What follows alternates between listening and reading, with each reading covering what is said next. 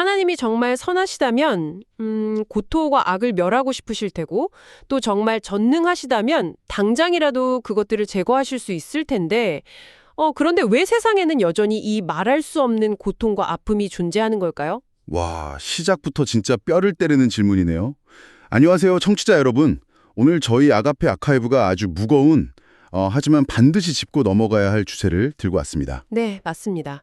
오늘부터 3주간 기독교 역사상 가장 뜨거운 감자이자 수많은 지성인들을 괴롭혀온 주제죠. 바로 고통 앞에서의 하나님의 섭리와 정의, 즉 변증에 대해 이야기해보려 합니다.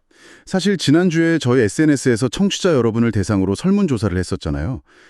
기독교가 답하기 가장 난해한 질문이 무엇인가? 라는 질문이요.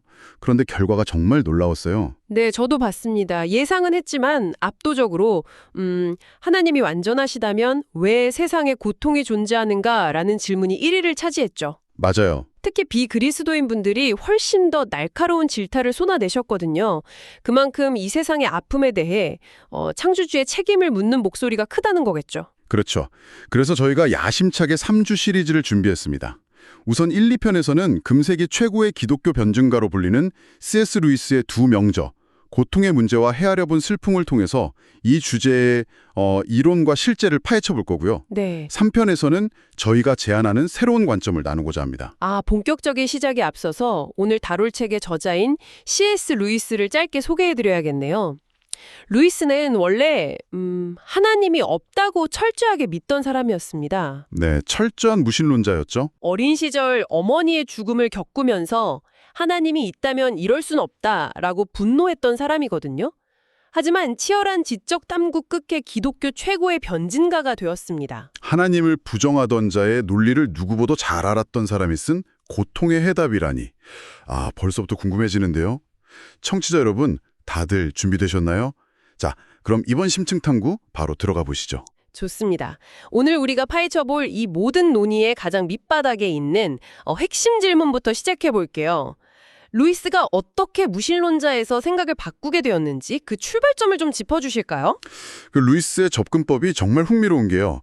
고통을 그저 변호하는 데 그치지 않고 오히려 고통의 존재 자체를 논리적인 무기로 완전히 뒤집어 버렸다는 점이에요. 논리적인 무기로 뒤집었다고요? 네. 그러니까 사람들은 보통 세상의 끔찍한 고통을 근거로 창조주를 부정하려고 하잖아요. 하지만 루이스는 완전히 역발상을 지시합니다. 어떻게 역발상을 하죠? 만약 이 우주가 그저 맹목적인 우연의 산물이고 본래부터 악과 고통으로 가득 찬 무의미한 곳이라면 우리는 대체 왜 이 고통을 해결해야 할 심각한 그 문제라고 느끼는가 하고 묻는 거죠. 잠깐만요. 그러니까 우주가 원래 엉망진창인 게 기정사실이라면 우리가 화를 낼 이유조차 없어야 한다는 뜻인가요? 정확히 그 지점입니다. 깊은 바닷속 심해어가 수압을 고통스럽다고 불평하지 않는 것처럼 말이죠. 만약 인간이라는 존재가 원래부터 불합리하고 잔인한 우주의 맹목적 산물일 뿐이라면 우리는 서로를 해치고 억울함을 겪는 이 모든 현상을 원래 그런 것으로 지극히 당연하게 받아들였을 거라는 거예요. 원래 그런 세상이니까요. 그렇죠. 그런데 우리는 끊임없이 고통에 분노하고 이건 불공평해, 이러면 안 되는 거잖아 라고 부르짖잖아요. 네, 매일 뉴스를 보면서도 화를 내죠. 루이스는 바로 이 분노와 부당함을 느끼는 감각 자체가 우리 내면 깊은 곳에 세상은 본래 선하신 창조주의 작품이어야 하고 올바른 질서가 존재해야 한다라는 믿음이 짙게 깔려있다는 결정적 증거라고 본 겁니다. 청취자 여러분, 이거 정말 놀라운 통찰 아닌가요? 비유하자면 그 불량품이 굴러다니는 게 너무나 당연한 쓰레기장에서는 누가 물건에 묻은 얼룩이나 흠집을 보고 화를 내겠어요. 애초에 기대가 없으니까요. 그렇죠. 아무도 신경 안 쓰죠. 하지만 우리가 그 물건을 아주 정교하게 만들어진 최고급 명품이라고 굳게 믿기 때문에 아주 작은 스크래치 하나에도 분노하고 따지고 드는 것과 같군요. 완벽한 비유입니다. 세상의 고통을 보면서 분노하는 우리의 마음 밑바닥에는 역설적이게도 이 세상이 원래는 완벽하고 선하게 창조되었다는 전제가 깔려 있다는 거죠. 좋습니다. 세상이 본래 선하게 설계되었다는 논리는 충분히 납득이 갑니다. 하지만 여기서 논리적으로 바로 부딪히는 의문이 생겨요. 세상이 본래 완벽하도록 설계되었다면, 그리고 우리가 믿는 하나님이 그 모든 것을 유지할 수 있는 전능하신 분이라면 왜 그냥 손가락을 딱 튕겨서 세상의 고통을 기적적으로 없애주지 않으시는 걸까요? 그 질문에 답하려면 우리가 무의식적으로 가지고 있는 전능이라는 개념 자체를 좀 바로잡아야 합니다. 우리는 종종 전능함을 앞뒤가 맞지 않는 논리적 모순까지 마법처럼 행하는 능력으로 착각하곤 하거든요. 논리적 모순요? 네, 예를 들어서 전능하시다면 네모난 동그라미도 만들 수 있어야지 라거나 1 더하기 1을 5로 만들 수 있어야지 라고 억지를 부리는 거죠. 아, 말도 안 되는 소리잖아요, 그건. 맞아요. 루이스는 이것이 능력이 아니라 그저 의미 없는 헛소리에 불과하다고 지적합니다. 하나님의 전능하심은 불가능을 가능하게 하는 것이지 논리적 본질 자체를 파괴하는 모순을 행하신다는 뜻이 아니라는 겁니다. 논리적 본질을 파괴하지 않는다. 그게 현실의 고통과는 구체적으로 어떻게 연결되는 건가요? 여기서 두 가지 핵심적인 축을 보셔야 하는데요. 바로 자유의지와 자연법칙입니다. 자유의지와 자연법칙이요? 네. 먼저 하나님은 입력된 코드대로만 움직이는 로봇이 아니라 자발적으로 사랑을 선택할 수 있는 인격적 존재로 창조하셨잖아요. 네, 그렇죠. 그런데 진정한 사랑이 성립하려면 반드시 거절할 수 있는 자유가 전제되어야 해요. 강제된 사랑은 사랑이 아니니까요. 하지만 누군가에게 자유를 준다는 것은 본질적으로 그가 하나님을 거절하고 악을 선택할 가능성도 함께 열어둔다는 것을 의미합니다. 하지만 청취자분들 중에는 이런 생각이 드실 수도 있어요. 그렇다면 차라리 자유의지 같은 거 주지 마시고 고통도 없는 안전한 로봇으로 만들어주시지 그랬나. 왜 굳이 이런 위험한 자유를 주셨을까요? 그리고 인간이 악을 선택해서 고통이 생길 때마다 기적으로 그 결과를 지워버리시면 안 되나요? 아주 예리한 질문입니다. 만약 누군가 악한 선택을 할 때마다 그 결과가 기적적으로 지워진다고 상상해 보세요. 누군가를 때리려고 주먹을 휘둘렀는데 갑자기 주먹이 솜털로 변한다거나 하는 식으로요. 네. 그러면 안 다치고 좋잖아요. 당장은 좋을지 몰라도 그렇다면 인간의 행동은 아무런 실제적 의미를 갖지 못하게 됩니다. 선을 행하든 악을 행하든 세상에 아무런 영향을 미치지 못한다면 그것은 실질적으로 인간에게서 삶의 기반과 자유 자체를 뺏어버리는 자기 모순이 되거든요. 아, 행동의 결과가 없으면 선택의 의미도 없어진다는 거군요. 맞습니다. 더 거시적인 맥락에서 보면 인간이 서로 소통하고 살아가기 위해서는 일관된 자연법칙이 필수적입니다. 우리가 서로 대화를 나누려면 소리가 공기를 타고 전달되는 법칙이 필요하고요. 그렇죠. 또 불이 일관되게 열을 내는 성질이 있어야 우리가 요리도 하고 겨울을 날 수 있죠. 그런데 이 필수적인 인과관계가 때로는 충돌과 고통을 야기하는 한계로 작용하기도 한다는 겁니다. 아, 알겠습니다. 중력이 있어야 우리가 땅을 딛고 걸을 수 있는데 바로 그 동일한 중력의 법칙 때문에 절벽에서 발을 헛디디면 다치게 되는 거군요. 정확합니다. 네, 그런데 이쯤에서 또 날카로운 질문을 하나 드려야겠네요. 그렇다면 전능하신 분이 고통을 없애지 않으시는 이유가 모순을 피하기 위해서라면 하나님은 정말 선하신 분이 맞나요? 왜 우리를 이렇게 앞국에 내버려 두시는 거죠? 그 지점에서 우리는 하나님의 선함에 대한 중대한 오해를 풀고 넘어가야 합니다. 우리는 무의식 중에 선함을 단순한 친절과 섞어서 생각하는 경향이 있어요. 친절과 선함이 다른가요? 일상에서는 거의 비슷하게 쓰잖아요. 네. 하지만 루이스가 재정의한 두 개념은 완전히 다릅니다.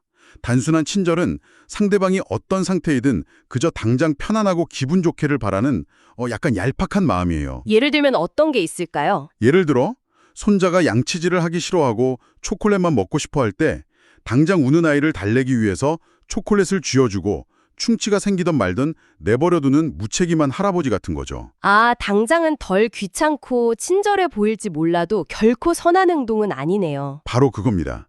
반면에 진정한 선함과 사랑은 사랑하는 대상의 가장 아름답고 고귀한 존재로 완성될 때까지 결코 포기하지 않는 아주 엄격한 의지입니다. 엄격한 의지요. 네.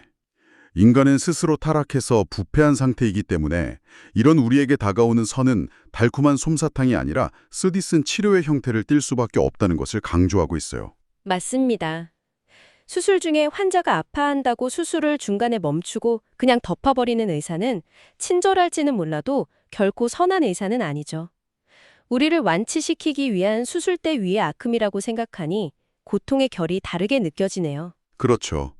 삐뚤어진 뼈를 다시 맞출 때 극심한 통증이 따르듯이 자기중심적인 인간이 하나님께로 돌이키는 과정에는 고통이 필연적이라는 설명입니다. 뼈를 맞추는 통증 같은 그 하나님의 엄격하고 집요한 사랑.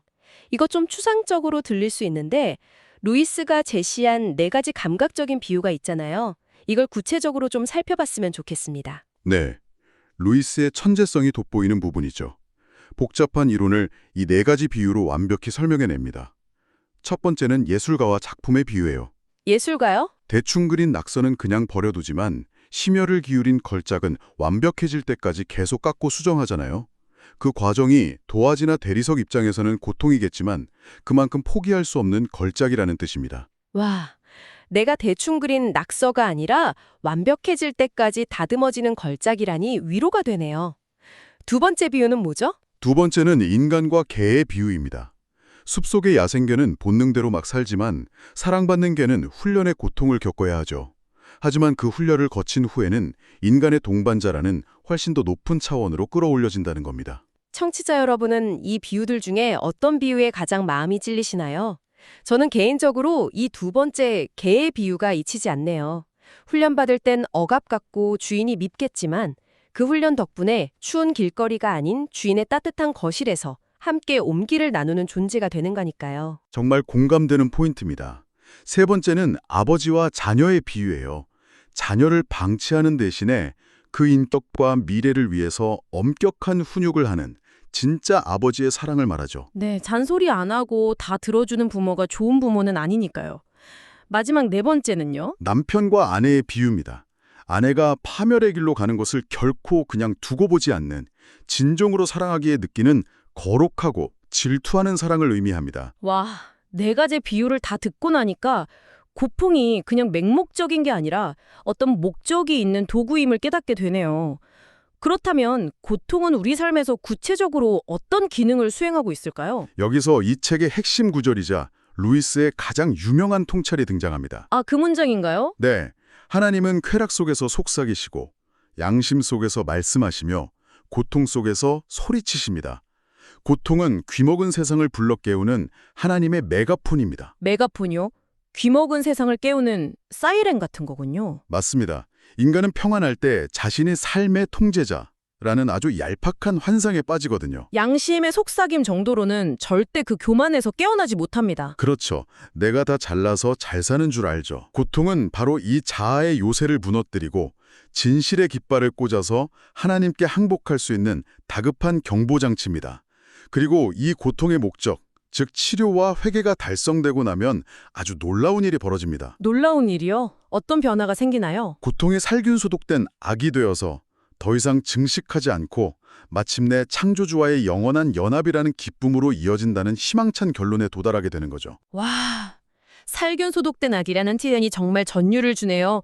고통은 우리를 불태워 없애려는 방어범이 아니라 영적인 화재 현장에서 우리를 깨워 살려내려는 요란한 사이렌 소리였군요. 완벽한 요약입니다. 오늘 C.S. 루이스가 전개한 날카로운 논리들, 청취자 여러분은 어떻게 들으셨나요? 고통이 하나님의 메가폰이라는 비유가 저는 참 오래, 아주 깊게 기억에 남을 것 같아요. 저도 그렇습니다. 하지만 오늘 다룬 내용은 루이스가 비교적 젊은 시절에 논리적이고 성경적으로 명확하게 정리한 이론서에 가깝거든요. 네, 맞습니다. 솔직히 머리로는 완벽하게 이해가 되지만 당장 가슴이 찢어지는 고통 앞에 있는 분들에게는 여전히 차갑고 무정하게 느껴질 수도 있어요. 맞아요. 그래서 다음 시간이 훨씬 더 기다려집니다. 이 편에서는 루이스가 이 완벽한 이론을 정립한 후에 세월이 흘러 자신의 아내를 암으로 사별하면서 겪은 처절한 고백, 헤아려 본 슬픔을 다룰 예정이거든요. 아무리 뛰어난 이론을 가졌더라도 실제 고통의 당사자가 되었을 때 그 이론이 얼마나 무용지물이 되기 쉬운지, 또 그 철저히 무너진 자리에서 어떻게 다시 하나님을 만나는지, 이 난해한 주제를 다루는 체험적 정수를 보시게 될 겁니다. 이론을 넘어선 실제 이야기, 벌써 기대가 되네요. 청취자 여러분, 만약 지금 여러분의 삶에 도저히 설명할 수 없는 고통이라는 사이렌이 울리고 있다면 어쩌면 그것은 하나님이 여러분을 영원히 포기하지 않으시겠다는 가장 가혹하면서도 다급한 프로포즈가 아닐까요? 오늘 하루 고통 너머에 있는 그분의 손길을 한 번쯤 묵상해 보시길 바라며 저희는 다음 시간에 다시 찾아뵙겠습니다. 감사합니다. 다음 시간에 만나요.